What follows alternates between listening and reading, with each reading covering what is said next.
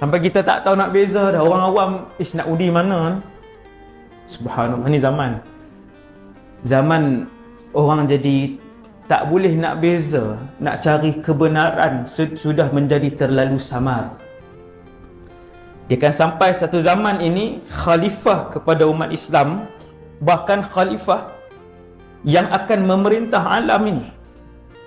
Bukan dia perintah orang Islam saja. Zaman itu seluruh manusia akan tunduk dengan Islam. Maksudnya harapan itu cerah.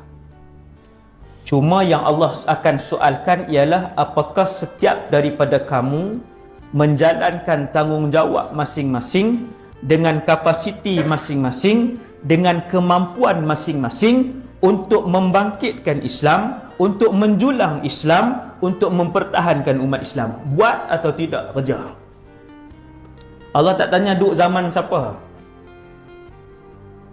Duklah zaman siapa pun, zaman Fir'aun kah kamu, zaman siapa pun yang memerintah, Allah tanya apakah yang kamu lakukan kepada Islam dan umat Islam. Buat tuan. Jadi malam ni kita cerita tentang Imam Mahdi bukan untuk kita semua tunggu tiap hari. Bila nak main ni? Lambat lagi kah?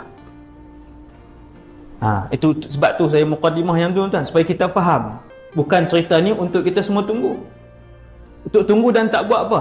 Oh, maksudnya satu hari Islam mesti memerintah bumi ni. Ya. Dan zaman itu yang Nabi sebutkan tentang Mahdi ini, zaman itu belum berlaku sampai malam ni.